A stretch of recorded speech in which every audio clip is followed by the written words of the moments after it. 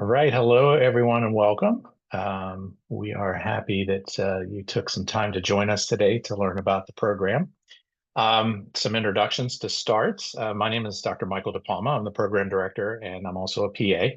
I've been a PA for a little over 22 years. This is my third career. I was a non-traditional PA student. So I was in the Navy, and I also worked as a microbiologist for 8 years before I went to PA school.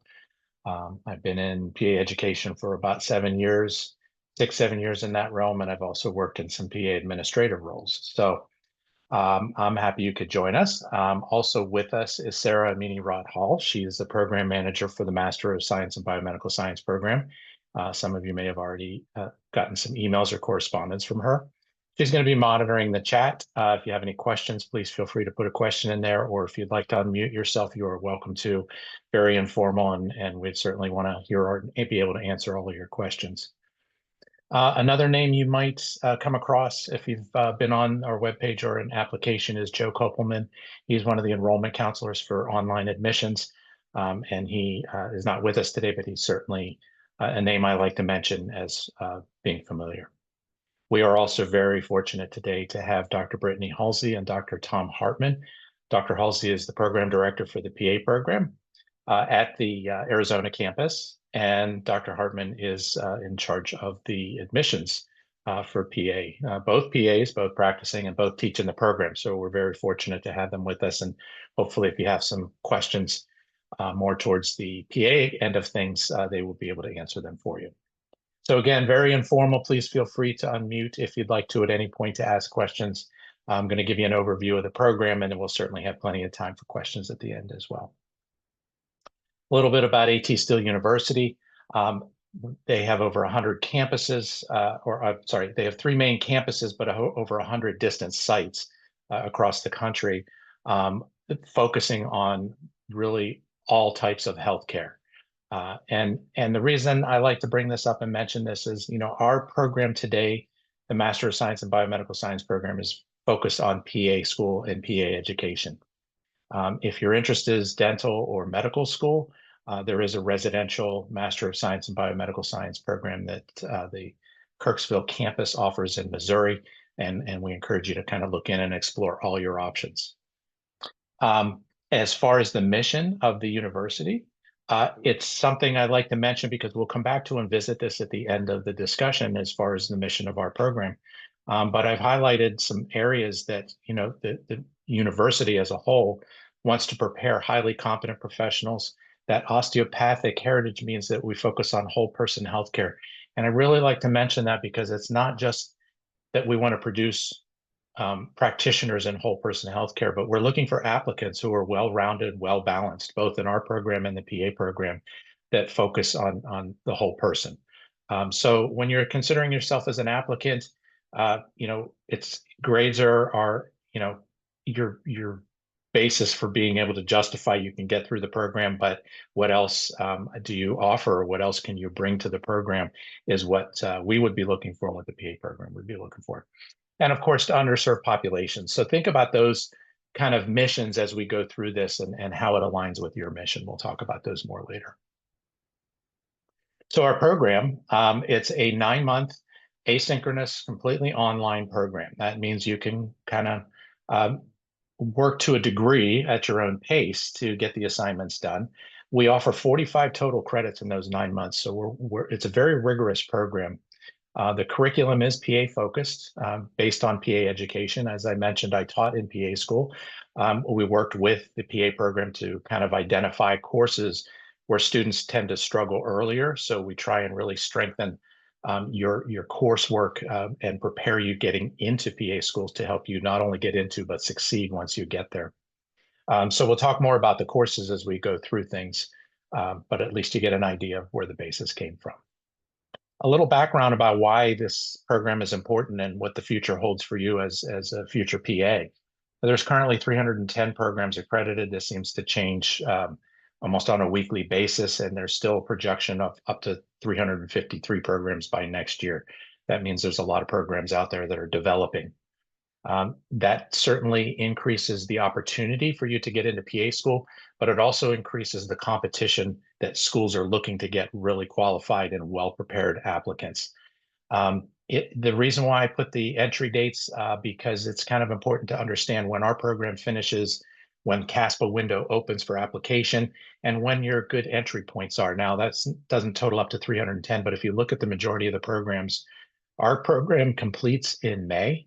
If you start in July, those 9 months you'll complete in May. And there's approximately 163 programs that matriculate from the May to August timeframe. So that would give you a nice entry point finishing our program. The 76 programs that matriculate in January, if you finish in May, then you would have a shorter window to be able to get into a January program. If we look at those applicants who are applying to PA school, this is the most recent data that just came out. It's 31,000 applicants, 12,750 matriculants. So that's only about 40%. You know, what's happening to that other 60%? If you look at the trend of PA schools and consider that slide that we talked about 310 PA programs, yes, there's more opportunities, but there are more applicants as well. And if you kind of map this out, there's roughly 1,000, almost an increase of 1,000 applications a year, but there's only 750 students that are getting in extra a year. So there's still that gap between applying and accepting seems to be getting wider as well as the programs are growing. When you look at the data that comes out from the Physician Assistant Education Association talking to students, and if this falls, you know, if you fall into this category, on average, students are applying for at least 2.2 years. Now that's an average, which means some students are applying 3-4 years to balance out those that might be getting in right away. So it's not their first time around. And that's why we kind of found this program to fill that need of what you can do to strengthen your application, strengthen yourself as a student and set yourself up for success during that time frame of those 2 years when you're in that waiting period. If you look at the second major bullet point there, when we talk about academic success, you know, we market this towards PA programs to say, well, you know, you want a good graduation rate, but this is also important for you as a prospective student to understand that academic dismissal is down a little bit this year, which is good to see, but that means the applicants are more likely better prepared. The programs are getting them better prepared to take their boards and getting them through. So the students are of better preparedness and better academic quality. The term deceleration refers to when you're into PA school. And if you have to say repeat a course, that's or a module, that's considered short-term deceleration. Long-term deceleration is if you actually have to repeat the entire year. And you know, that happens due to personal reasons, but it also happens due to academic reasons. And I point that out to you as a prospective student because that's costly. That means you have to pay for another year of school. So doing things to help set yourself up to get through the program and succeed without having to get into the deceleration end of things, it can help you financially, but also academically. Okay, so the bottom line is you're looking to apply to PA school. How can this program help you? Those top few bullet areas are really areas that we focus on in our program. As somebody who used to sit on an admissions committee for PA school, the bottom several I'll talk about are areas that we don't really focus on in our program, but I still like to give you the background. So areas of weakness, you know, if your GPA needs some rehabbing, and we've all had that rough semester in school with maybe dipped a little bit below what we think we're capable of. If it's been a while since you've had a lot of these courses, you can kind of refresh in some of the science, the advanced science courses and help yourself out. Improve your GPAs. If you've applied to PA school in the past and you haven't gotten an interview or an offer because of your GPA, 45 credits can certainly help to improve your GPA. There's 28 science credits, so that can certainly help to improve your science GPA as well. The term I like to use, and I say over and over again, is demonstrate a record of academic success. If you have to complete or repeat, say, an anatomy course, and you take it at a community college over the summer and you get an A, that's great. We applaud your effort and we applaud your willingness to improve your application. But if a program looks at you and says, well, you took one course and you weren't really taking any other courses at the same time, we want to see that you can handle a heavy course load. In our program, you're taking anywhere between 3 and 5 courses in a block, and 15 credits in a 10-week block. That's pretty compressed, and that's similar to what you can expect as a PA student. It's not unusual to have 2, 3, 4 exams a week, and they're not always in the same subject. You're taking multiple courses at the same time. So being able to demonstrate that you can complete and succeed academically in a rigorous program like this helps you to show admissions committees that you're capable of doing it. We have several writing opportunities in our program. We have a medical writing course, and we have a three-course capstone series that helps you to work on your personal statement. And we also offer mock interviews during our capstone series to really help prepare you for PA school. The mock interviews are voluntary, but what we have found is I would strongly encourage students to take advantage of any volunteer opportunities like that, because it certainly helps when you get to the real interview process from the PA schools. The other areas that we don't really focus on too much with our program, but something that helps to boost your application, healthcare experience. I really encourage you to reach out to the programs that you're interested in applying to find out what they consider to be quality healthcare experience. Some programs consider scribing to be quality. Other programs don't. The program that I worked with previously, it's good because you understand the terminology, but you're not actually interviewing or getting interaction with the patient directly. You're kind of the moderator. So when you look at quality healthcare experience, just ask the question, what constitutes good quality healthcare experience? Is it becoming an EMT, a CNA, an MA, something that gives you the ability to interact with patients and talk with them? That tends to be the quality side of things. Mission-oriented activities, if you've done volunteerism, certainly brag about that. If you've gone on mission trips, underserved populations, again, it goes to our mission of our program or our school, but look at the school that you're applying to and say, are they a mission, underserved population type of program? And if so, that's where you really want to help to emphasize your application. Research, teaching, some programs in heavier research settings, look for that as, did you have any experience as an undergrad? And that can certainly get you points on your application. But the bottom line is ask. If you've applied to a program and you've been rejected, or if you've gotten an interview and been rejected, don't be afraid to reach out to the program admissions and say, what can I do to improve my application? And a lot of times they'll say it's a GPA or you need more healthcare experience. They're usually very honest and upfront about what you can do to make yourself a stronger applicant. One of the most frustrating things from me when I would sit on a committee is I would interview the same candidate 2 or 3 years in a row and say, what have you done since last year? Well, I haven't really done anything, or I've gone and I've got, I continue to work. That's good, but we're looking for what's setting you aside from the other student who's gone out and completed extra coursework, has done mission work, or done something along those lines. So don't be afraid to ask what you can do to help improve your coursework.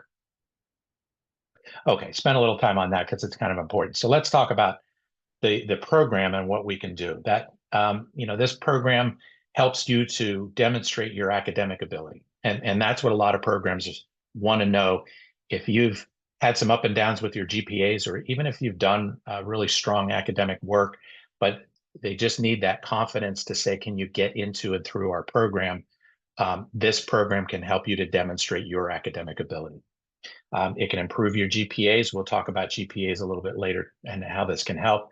But really, our framework and undergraduate science coursework helps to prepare you directly for that clinical experience that you're going to get. And we take a lot of pride in our curriculum based on the courses that we have designed to really help you get into and understand. You can hit the ground running a lot faster than students who would not have had similar coursework. As I mentioned, our rigorous curriculum, you will have one full semester, so that's 2 20-week blocks that are 15 credits each and are very intensive. They'll help you to learn very important time management skills. This is an area that PA students tend to struggle early, and it takes them a while to find their footing so they can get comfortable and understand how to balance their time best. By learning in this program early on can help you. and help you develop those tools earlier. As I mentioned, online and asynchronous, we go week by week with our assignments. So on Monday, you know exactly what's due by the following Sunday. You can really help to lay out your course schedule and work at your pace during that week as long as you're getting assignments in on time. If you've been on our website, you should have already seen some of the coursework, but just to review here, upper level science courses, as I mentioned, we have a clinically based anatomy. The reason why we require anatomy as a prerequisite is it's very difficult to teach that in an online program. You need to have more intensive anatomy and physiology.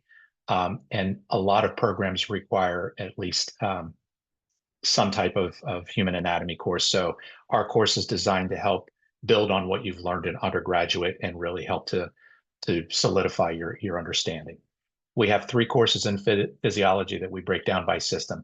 Very important to understand the biopathology, the mechanisms of how things work, biochemistry, whether you've had that as a undergraduate or not. Our course is a little more intensive, but it helps to understand. Biochemistry is a very important building block towards understanding pharmacology.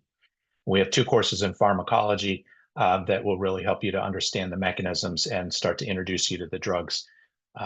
Micro and infectious disease is a course I'm very passionate about as a former microbiologist, but I really take that course and turn it towards the clinical side, and we focus on human infectious disease and really strengthen your understanding there. So if you've had general micro in undergraduate, this is going to really focus on the human aspect of it. Same concept with immunology and genetics. I mentioned earlier about our medical writing class. We have a medical ethics and social behavioral determinants of health course that really help you understand the population that you would one day be practicing in.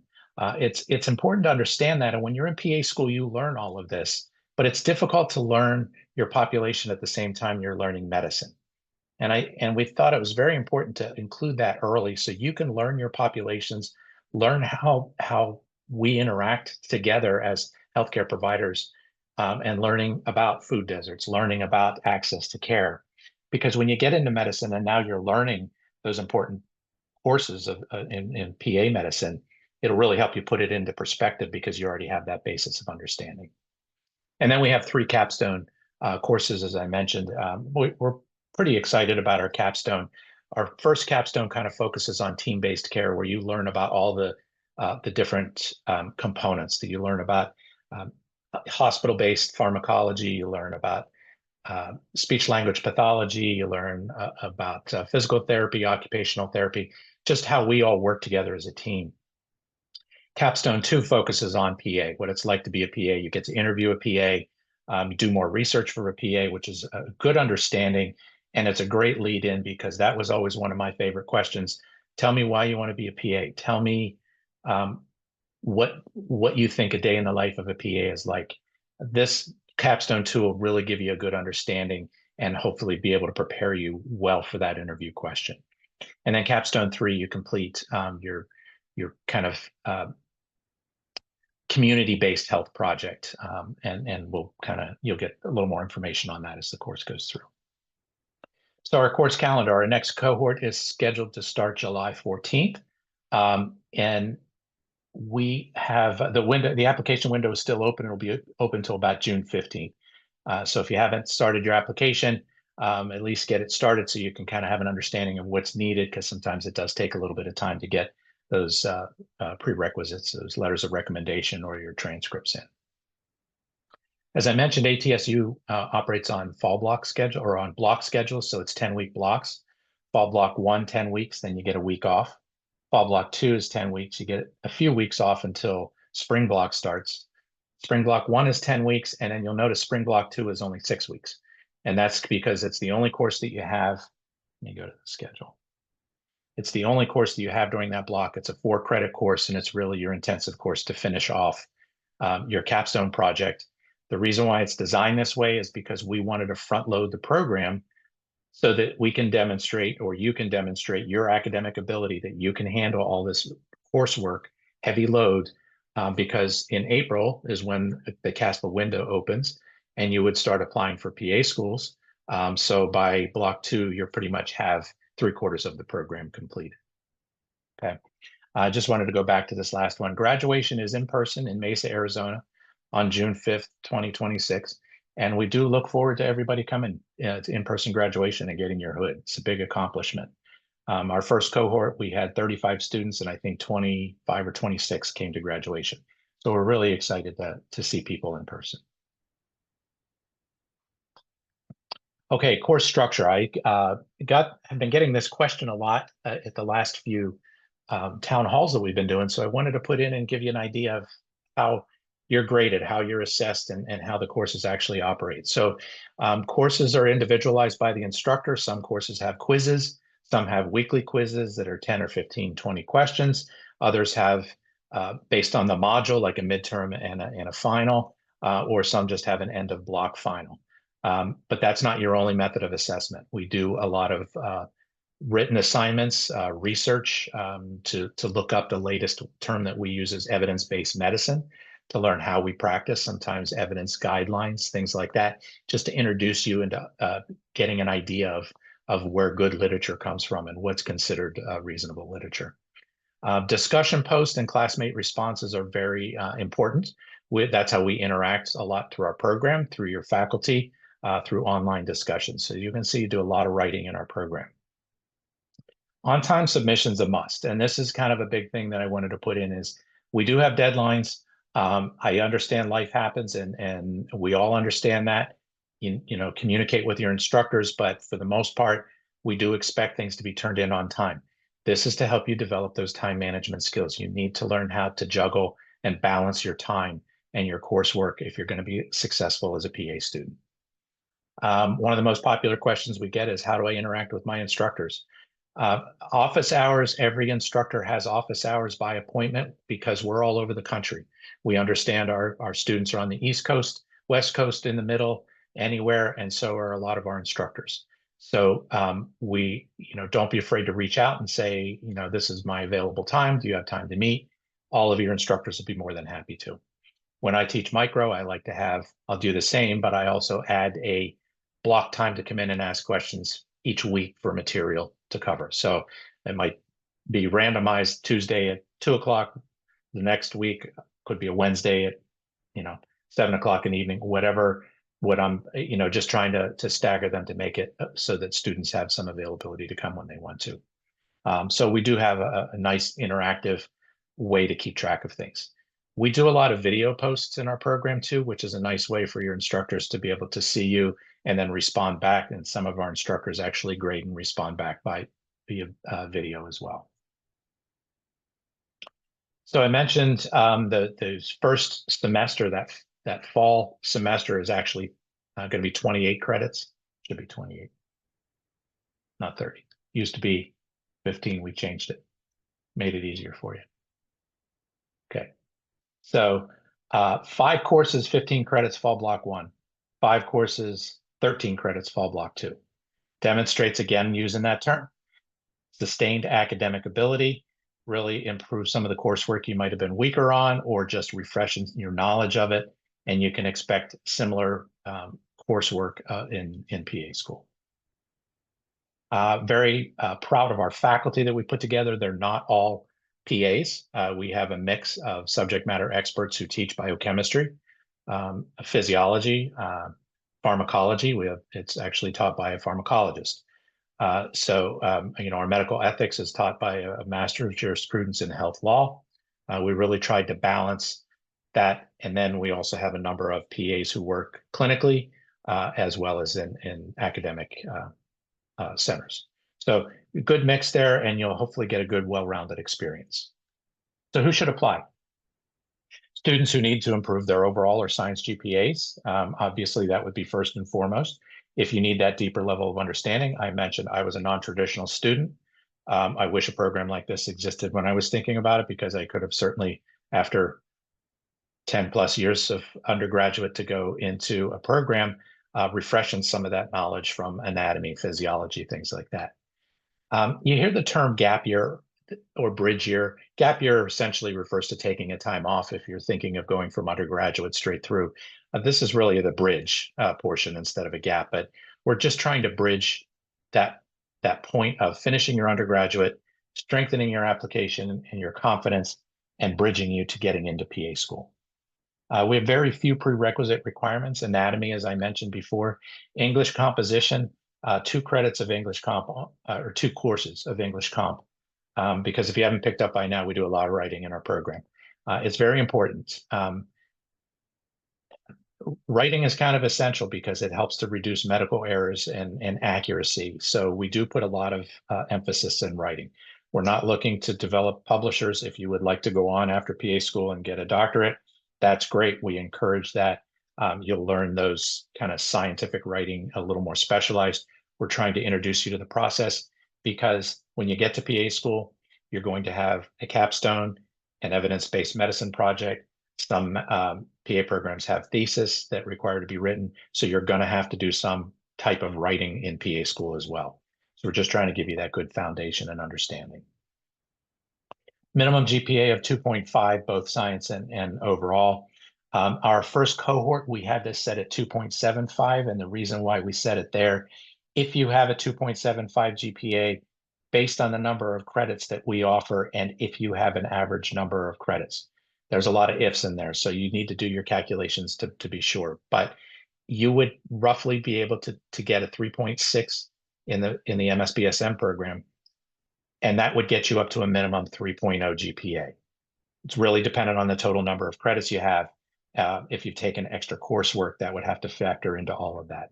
So I wanted to give that as an example that even if you have a 2.75, you could still complete our program based on your credits and get you up to that 3.0, which is the minimum GPA requirement for the ASHS PA program. And a lot of programs that are out there have a minimum 3.0. A lot of programs don't, or they have lower GPAs. And really it's because they want to see, did you have a recent example of academic success? If you tripped up an undergraduate and it's been a few years and you're trying to get into PA school and you do very well in this program, you can demonstrate this is my academic ability right now. And that's why we lowered the GPA to 2.5, because we wanted to give more opportunities for those students to be able to prove that they were capable of getting through a program, and at least give you the opportunity to prove yourself. I mentioned that mission at the beginning of the talk, and as we've gone through this, we want you to apply to our program, but it has to be a great fit. I used to tell students when you're interviewing at a PA program, they're interviewing you, but you should also be interviewing them. Does the program you're interviewing with or applying to fit your mission? Does it align with your mission? And you should take the same concept when you think of the MSBSM program. Does it fit with your mission, and do we align with what you want out of your future goals? A quick note, if you've been on our website, about the guaranteed interview. So there is an automatic interview, but there are certain things that you have to meet to get that interview. You have to complete the program first, okay, which means you have to graduate. Then, based on graduation, if you have a minimum of a 3.5 GPA and you meet all the minimum requirements of the PA program. That's why I mentioned that 3.0 GPA, because if you have a 2.5 and you do very well in our program and you get your GPA up to a 2.9, that's not meeting the minimum requirements. I'm trying to be negative. I just want to be honest and upfront. You have to meet the minimum requirements. If they require additional credits in any other coursework, you want to make sure that you meet all those. And that's not just with the ASHS PA program, that's with any program that's out there. So just make sure that you have a good understanding of those prerequisite requirements. And that's to get an interview. That doesn't guarantee a seat in the program. Financial aid is a very important topic and something that we always want to mention, that it's available, very individualized. ATSU is wonderful. They have counselors and advisors. You should be concerned about how you're going to pay for this NPA school, and we encourage everybody to reach out and talk to the advisor to find out what your options are. It's very difficult to sit here and say what they are because it's a different, basically, scenario for every individual. So 2 quick disclaimers. As I mentioned, the curriculum is designed for PA students. It doesn't mean we don't accept students with other disciplines or other future goals into our program, but I really want to stress that our curriculum was designed for PA school. If you're thinking of another healthcare profession, you really need to reach out to them to make sure that our courses would fit their prerequisites or any of their requirements. And that's because of how we designed our program. So you just want to make sure. The automatic interview I just kind of covered there. That's the other disclaimer, that it does not confer any admission. It's just an interview process. You still have to go through the interview and successfully complete that as well. And at this time, it is just for the Arizona campus. Okay, now some outcome data. I know this is the part everybody really wants to hear about. I mentioned the GPA, and if you look at the GPA, the average GPA of our incoming students from our first cohort was below a 3.0. Our graduating GPA was well above even that 3.5. So I'm very happy that we had the range. You notice the minimum GPAs are a little bit lower, and that's okay. We did offer some waivers and students who had done some other coursework to prove that they were capable of. And this is exactly the audience that we like to target, because we want to give them the opportunity to prove their academic value and academic worth. From that first cohort, we had 35 graduates. We had, of those 35, 28 met the requirements, 28 had the 3.5 GPA. And of those, 27 met the prerequisite requirements that I talked about for the ASHS program. So they met the criteria. Out of those 27, 15 applied, completed their applications to the Arizona campus for the PA program. And out of those 15, 2 were offered admission during that cohort, and the other 10 were offered admission after graduation. So they completed their requirement by graduating, and then they were offered admission to the next year. So that's 12 out of 15 that applied. That's 80%, which is fantastic. We're very happy about that number. Out of our whole cohort, 34% were offered admission to the Arizona campus. Would be 12 out of 35. We do know that a few other students had gotten into other programs, and they had completed, we had blinded data, so we just kind of included that all together. But we do know there were some other students in that cohort that got admitted. The other special thing is, if you've applied to the program and you're currently in our program and you meet all the requirements, you may still get an interview based on your application. It doesn't have anything to do with being in our program, but of our current class, we have 30 students in our current class who are going to graduate here in May of this year. Well, they'll graduate in June's graduation. But 3 of those students were already offered admission because they met the requirements.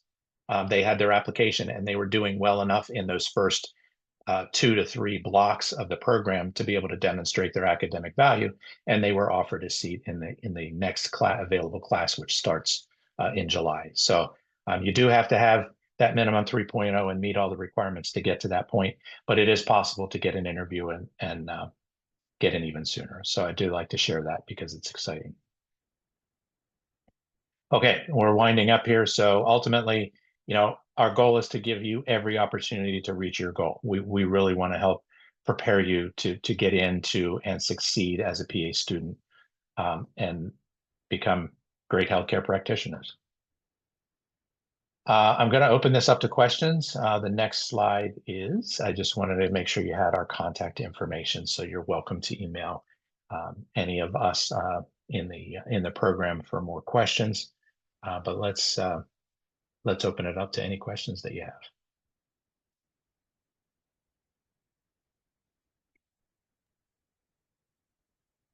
You can add your questions to the chat and I can ask them on your behalf, or feel free to unmute and you can ask it here as well. Unless Dr. Halsey wants to add anything. Put her on the spot. No, I think you did such a wonderful job, Dr. DePalma.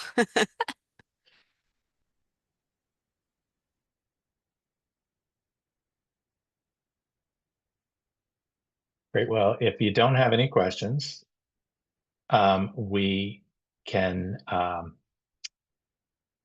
wrap up, and you're welcome to email us if you think of any other questions. We look forward to hopefully seeing your application, and hopefully hopefully I've answered your questions. That's why you don't have any, but feel free to email or contact us if you do.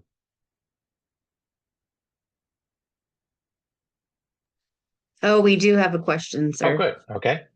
Are there any internships, volunteering, or shadowing opportunities affiliated with this program, even for remote Yeah, students? that's a good question, and that it's a difficult one. And the end of that was for remote students. It's challenging to try and set those up across the country because we don't know where our students are going to be from year to year.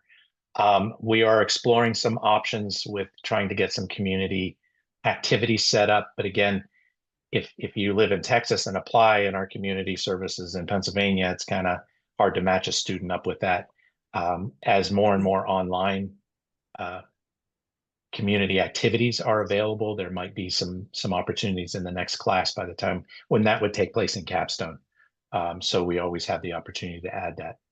We do try and have you, at least through our social behavioral determinants and in Capstone, complete a community related activity, but it may not be directly patient centered or involving patients unless you have the ability to do that in your community. Plus, it's tough in 9 months to kind of develop, introduce, get through, and succeed in that. But good question. Okay, we have another question. Sure. Can you talk about the lab components of the program? Yeah, we don't have any lab, and that's again because of logistics of being online. So our anatomy course, which would primarily have the lab activity, is through interactive software through our library. All of our books are available online through our library. So as a student, you have access to all of those. So we have a lot of the video archives and things that we can use. And just because of logistics and trying to get you through an online program, we don't have offer lab.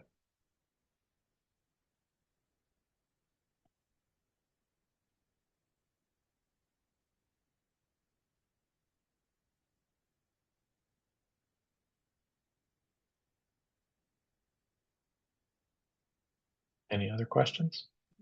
Hi, Michael. I have a quick question, actually. Sure. Yeah. One, thank you so much again for just explaining the program in detail. Like, it was very informative. Are these Good. slides something that we can get a copy of or an email?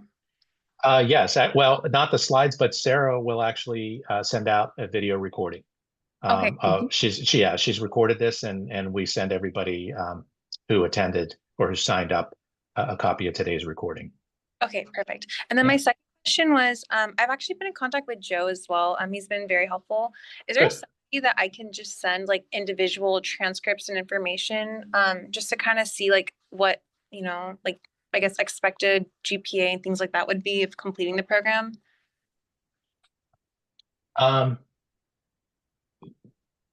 Yeah. So, well, one of the things that I would encourage you to do is if you had been on CASPA, CASPA has a GPA calculator.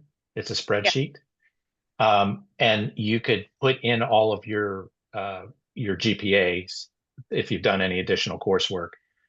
You can go through, put your courses in, and then add the courses that would be in this course. So if you go onto our website, I'll go back to the calendar there. This has the number of credits for each course, so you can see which ones are science.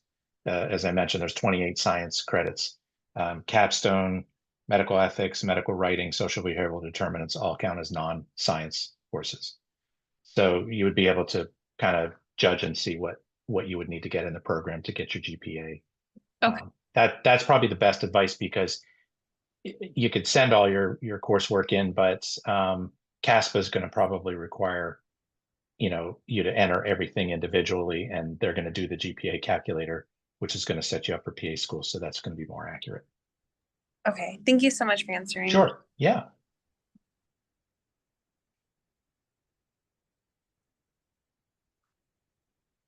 Any other questions? Okay, well, you have our emails, and feel free to reach out to us anytime. We look forward to hopefully seeing you in the future. Thanks for your time today. Thank you, everyone. Thank you.